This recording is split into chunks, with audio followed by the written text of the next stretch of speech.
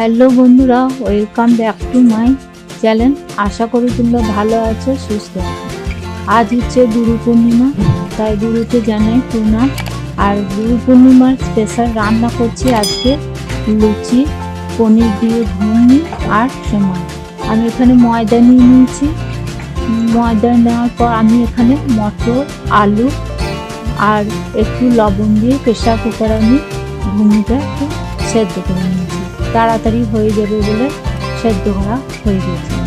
তারপরে এখানে নিয়ে নিয়েছি সেমাই আর কাজু, আর এখানে নিয়েছি প্যাকেটে গুঁড়ো দুধ 3 চামচ, আর বাটিতে নিয়েছি আদা, কাঁচা লঙ্কা আর টমেটো পেস্ট করে নিয়েছি সব একসাথে। তারপরে এখানে নিয়েছি টমেটো কুচি নিয়েছি, একটা টমেটোকে আমি কুচিয়ে নিয়েছি। আর যেহেতু আমি পনির দিয়ে ঘুগনিটা বানাবো, তাই এখানে আমি নিয়ে নিয়েছি একটু পনির। আর আমি গুঁড়ো মশলা ব্যবহার করব। এখানে নিয়েছি লবণ, নিয়েছি হলুদ, চিনি, তারপরে নিয়েছি মিট মশলা, কাশ্মীরি লঙ্কা, এখানে জিরে গুঁড়ো নিয়েছি, আর এখানে নিয়েছি আমি একটু সবজি মশলা। আমি এইগুলো আজকে ঘুগনিতে সব ব্যবহার করব। আমি এবার পিস পিস করে আমি পনিরগুলোকে কেটে নেব। যেহেতু ঘুগনির পনির একটু ছোট ছোট করে কাটবো।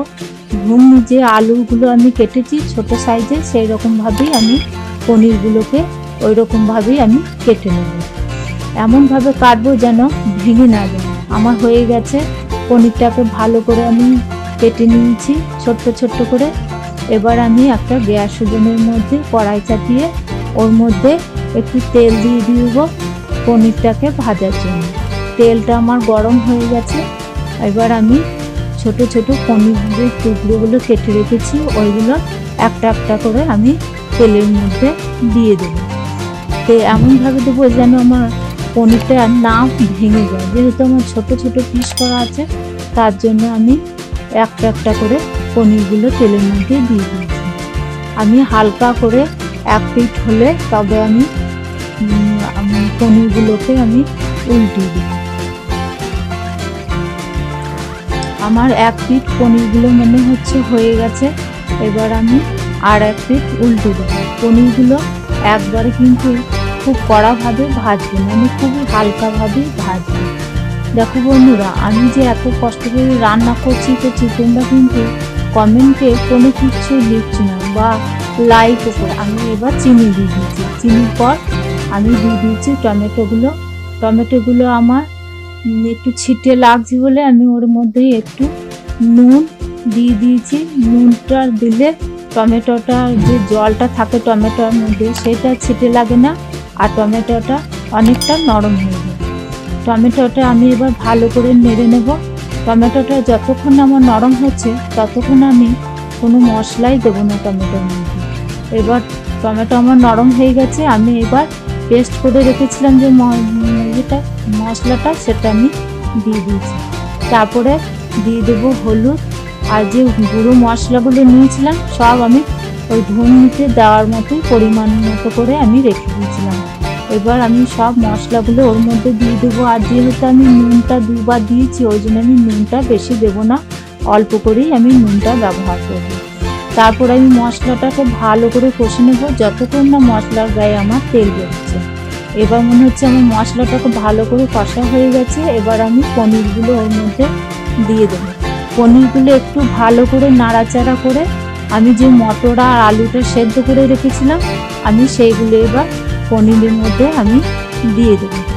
আমি কোনো ঠান্ডা জল একবারেই দেবো না, যেহেতু আমার গরম জল ওই মটরের মধ্যেই আছে, ওইটাই আমি দিয়ে দিয়েছি। তারপরে একটু গ্যাস ফ্লেমটা বাড়িয়ে আমি মটরটাকে আর পনিরটাকে একটু সেদ্ধ হতে দেবো। ঘুগনিটা কালারটা ভালোই এসছে মনে হচ্ছে। খেতে কীরকম হবে এখন বলতে পারবো না। আমি আরেকটু জলটাকে নেড়ে নেব। জলটা বেশি রাখলে ঘুগনিটা খেতে খুব একটা টেস্ট লাগবে না। তারপর গ্যাস ফ্লেমটাকে বাড়িয়ে আমি ঘুগনিটাকে একটু কমে এদিকে ময়দাটা একটু মেখে নেব। ময়দার মধ্যে দিয়ে দিয়েছি নুন আর চিনি, আর দিয়ে দেবো সাদা তেল। আমি ভালো করে এবার তেলটা দিয়ে আমি ভালো করে ময়ান দিয়ে নেব। আমার মনে হচ্ছে এবার ময়ান হয়ে গেছে। ময়দাটা এই যে ডাব ডাব করছি, তার ডাবটা ভাঙছে না, আমার ডাবই থেকে যাচ্ছে। এবার আমি ওর মধ্যে হালকা করে একটু একটু করে জল দেব।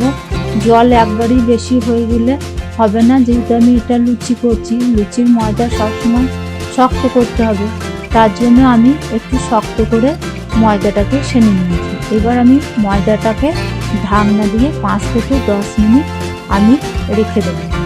আর লুচির ময়দা শক্ত করলে তেলটাও কম লাগে। আমি এবার 5 থেকে 10 মিনিট এবার ঢাকা দিয়ে রেখে দেবো ময়দাটাকে। এরকম তা করতে আমার ময়দাটা শান্তি শান্তি আমার এদিকে ঘুগনিটা হয়ে গেছে। ঘুগনিটা দেখতে বেশ ভালো লাগে। আমি কড়াইটা ভালো করে পরিষ্কার করে গ্যাস ওভেনের মধ্যে একটু তেল দিয়ে তেলটা গরম হয়ে গেছিলো। তারপরে আমি সেমাইগুলো দিয়ে দিয়েছি। এবার সেমাইটাকে আমি হালকা করে ভেজে নেব যেন না লেগে যায়। আমার ভাজা হয়ে গেছে। এবার আমি প্যাকেটে যে গুঁড়ো দুধটা নিয়েছিলাম, গরম জল করে গুঁড়ো দুধটাকে গুলে আমি ওর মধ্যে দুধটাকে দিয়ে দেবো। আমি 1 গ্লাসের মতো গুঁড়ো দুধটাকে রেডি করে রেখেছিলাম।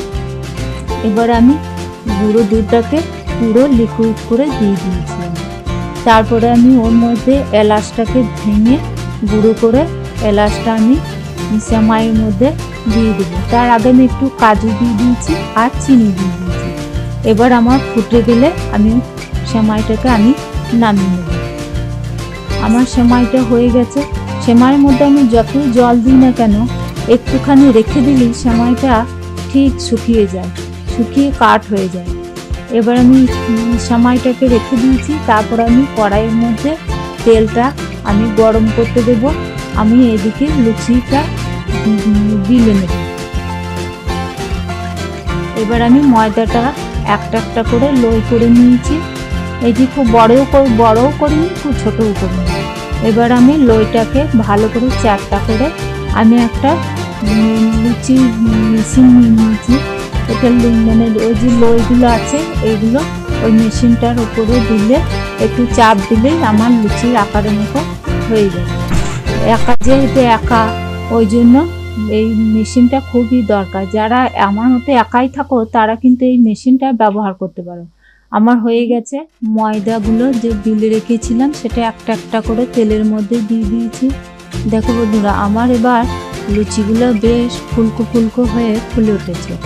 আগে কিন্তু আমি একবারই পারতাম না এরকম লুচি করতে, কিন্তু এখন কোনো ব্যাপার না, এখন এইরকমভাবেই আমার লুচিগুলো ফোলে। এই দেখো আমার হয়ে গেছে গুরু পূর্ণিমার লুচি, পনিরের ঘুগনি আর সেমাই। তোমাদের কেমন লাগলো আজকে এই রেসিপিটা? যদি ভালো লাগে থাকে সবার শেষে লাইক, শেয়ার, সাবস্ক্রাইব অবশ্যই করো বন্ধুরা। আর সবার শেষে সবাইকে জানাই জয় গুরু।